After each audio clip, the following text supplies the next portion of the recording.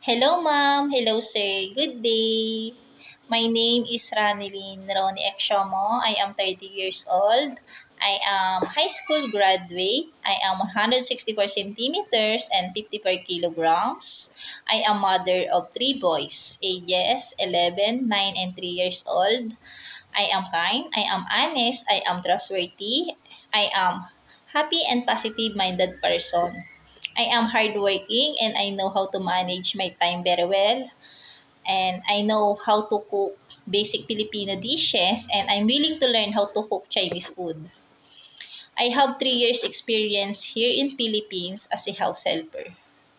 My duties and responsibilities is taking care of children ages 7 and 3 years old. I cook for them, feed them, bath them, playing with them, and send to school the oldest. And I also do cooking, marketing, and house cleaning. To my future employer, if you choose me, I will be grateful to serve your family with wholeheartedly.